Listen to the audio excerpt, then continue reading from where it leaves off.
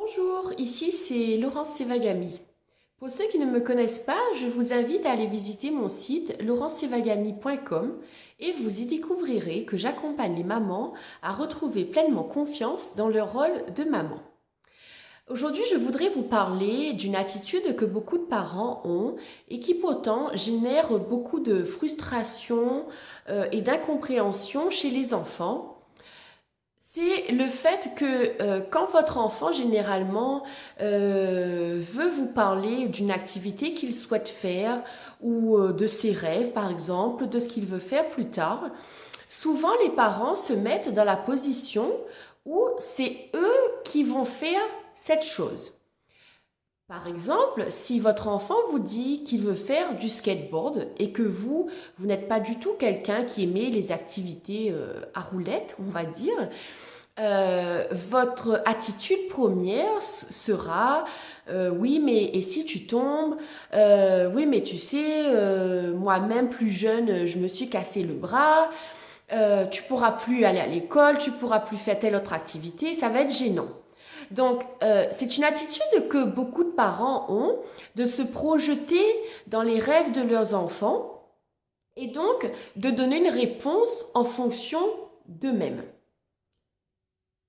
Cette attitude est, on va dire, normale de prime abord.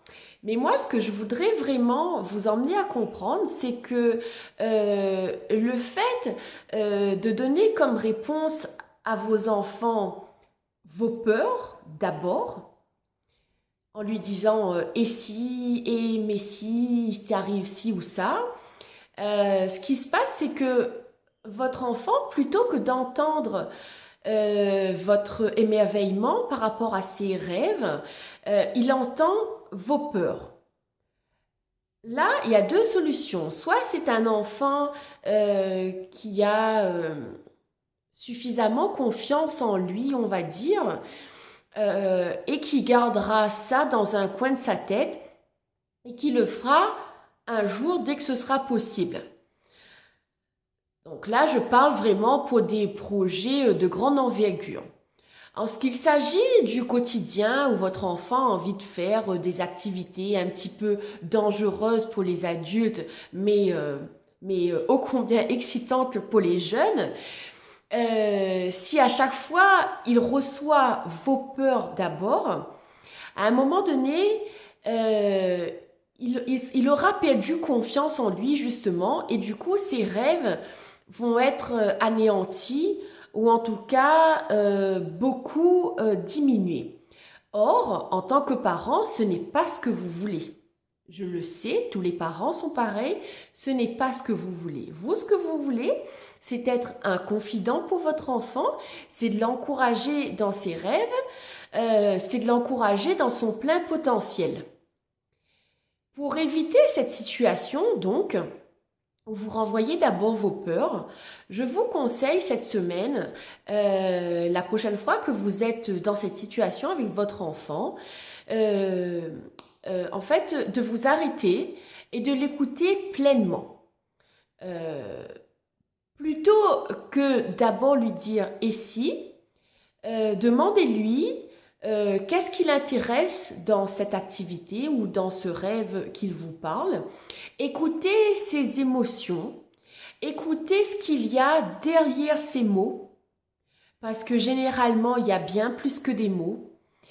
Ressentez à quel point il est heureux de pouvoir vous partager cela et connectez-vous à ça. Effectivement, il peut s'agir de quelque chose qui vous fait peur et c'est tout à fait normal. Vous avez aussi le droit de ne pas répondre positivement et tout de suite à sa requête. Vous pouvez lui dire « J'ai bien compris ce que tu as dit, j'ai besoin d'un petit peu de temps pour réfléchir, laisse-moi le temps et je te reviens. » Donc, vous pouvez apporter ce genre de réponse. En tout cas, ce genre de réponse est nettement mieux perçu chez l'enfant que la réponse qui dira d'abord « et si, et si, et si ».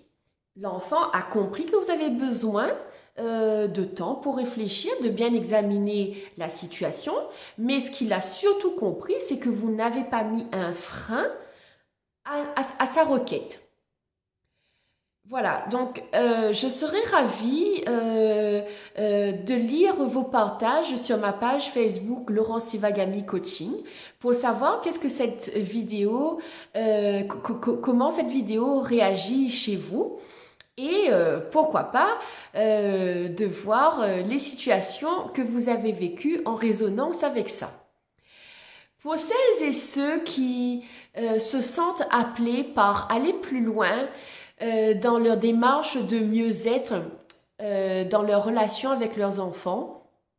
Sachez que je propose 30 minutes de séance découverte gratuite, totalement gratuite pour vous, au cours de laquelle vous pourrez me faire part de vos doutes, mais surtout de vos rêves.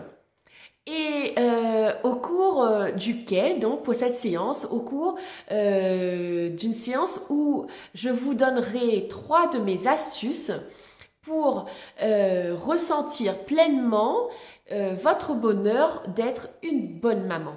Pour cela, je vous invite à aller sur mon site laurencevagami-coaching/séance gratuite et vous y découvrirez toutes les infos pour vous inscrire. Sur ce, je vous souhaite une bonne semaine et je vous dis à bientôt. Bye!